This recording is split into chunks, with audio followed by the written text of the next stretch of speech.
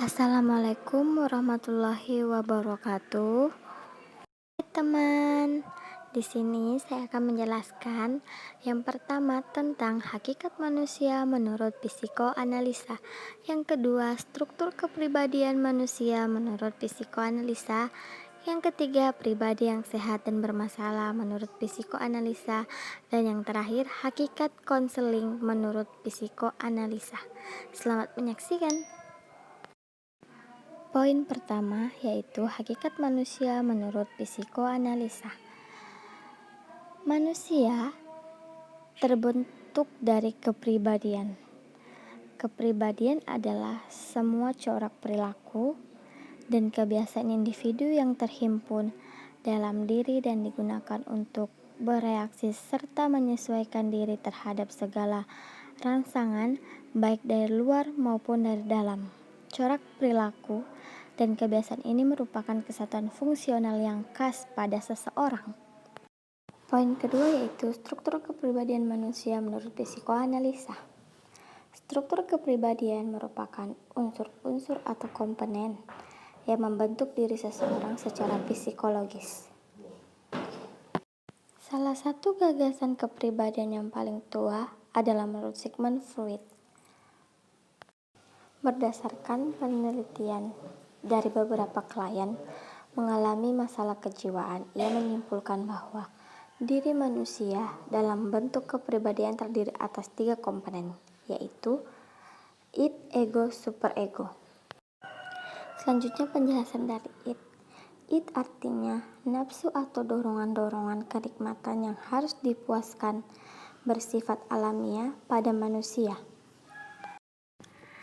Pengertian ego dapat dianalogikan sebagai kemampuan otak atau akal yang membimbing manusia untuk mencari jalan keluar terhadap masalahnya melalui penalaran. Selanjutnya yaitu pengertian dari superego sebagai norma, aturan agama, dan norma sosial. Perilaku manusia itu ditentukan oleh kekuatan irasional yang tidak disadari dari dorongan biologis dan dorongan naluri psikoseksual tertentu pada masa 6 tahun pertama dalam kehidupannya. Selanjutnya ada sistem kerja id, ego, superego. Pertama, id merupakan sistem kepribadian yang orisinil di mana ketika manusia itu dilahirkan, ia hanya memiliki id saja, karena ia merupakan sumber utama dari energi psikis dan tempat timbulnya insting. Kedua, ego mengadakan kontak dengan dunia realitas yang ada di luar dirinya. Di sini ego berperan sebagai eksekutif yang memerintah, mengatur, dan mengendalikan kepribadian ego dan di luar dunia. Ketiga, superego adalah yang memegang keadilan atau sebagai filter dari kedua sistem kepribadian, sehingga tahu benar salah, baik buruk, boleh tidak, dan sebagainya. Di sini superego bertindak sebagai sesuatu yang ideal, yang sesuai dengan norma-norma moral masyarakat.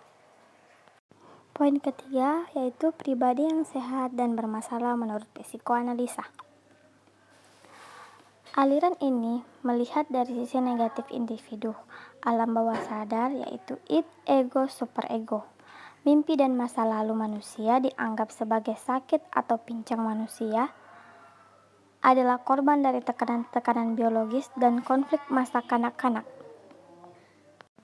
Kepribadian sehat menurut psikoanalisa.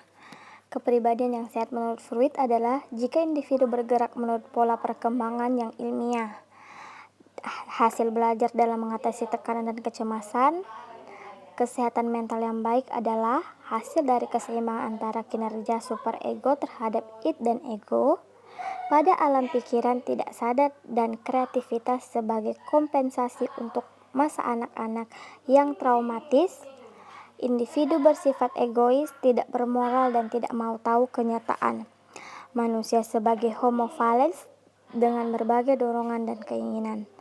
Motif-motif konflik tak sadar adalah sentral dalam tingkah laku sekarang.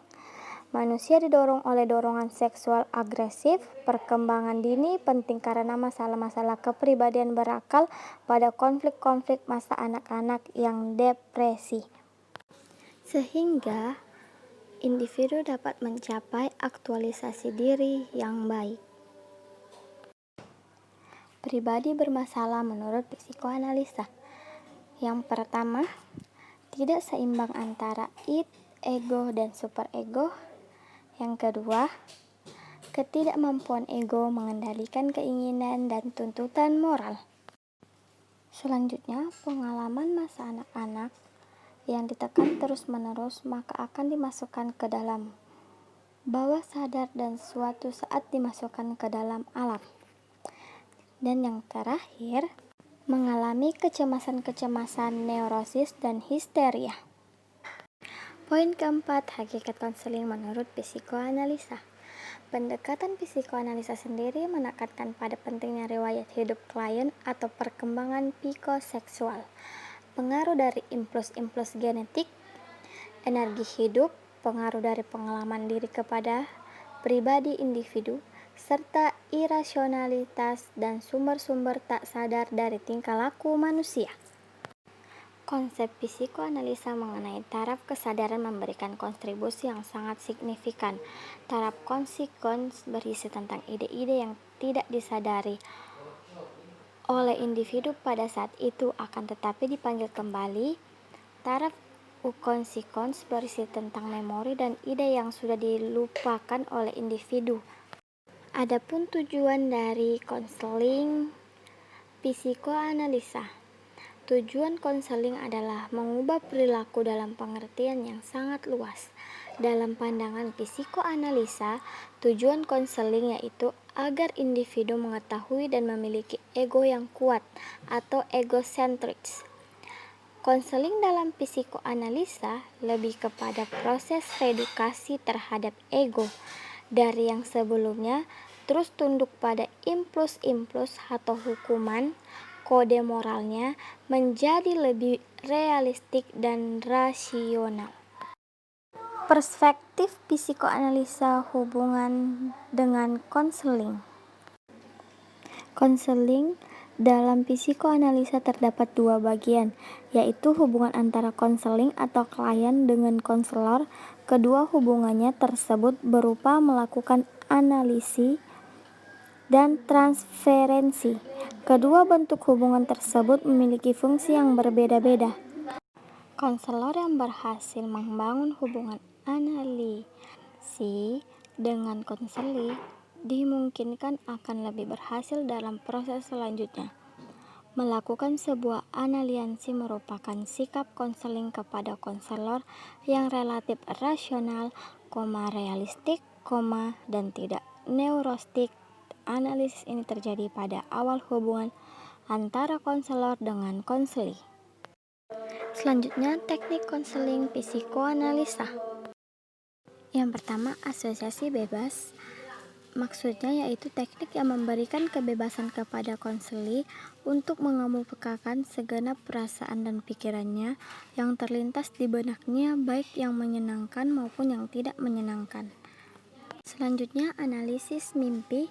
Teknik ini merupakan teknik di mana konseling mengemukakan segenap mimpi-mimpinya kepada konselor, karena fungsi mimpi adalah ekspresi segenap kebutuhan akan dorongan keinginan yang tidak disadari, seringkali akan direpresi dalam tren meafins ke dalam mimpi.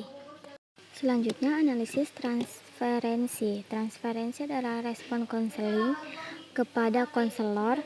Transferensi merupakan bentuk pengalihan segenap pengalaman masa lalunya dalam hubungannya dengan orang-orang yang berpengaruh kepada transpis di saat konseling. Analisis resistensi merupakan sikap dan tindakan konseli untuk menolak berlangsungan terapi atau menggunakan hal-hal yang menimbulkan kecemasan. Perilaku ini dilakukan sebagai bentuk pertahanan diri dalam konseling.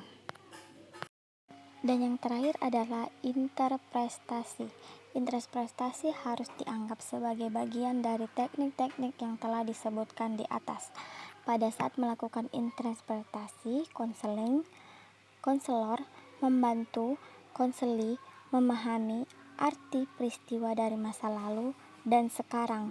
Interpretasi menyangkut penjelasan dan analisis berbagai pikiran, perasaan, dan tindakan konseli. Sekian pemaparan dari saya, kurang lebihnya mohon dimaafkan. Assalamualaikum warahmatullahi wabarakatuh.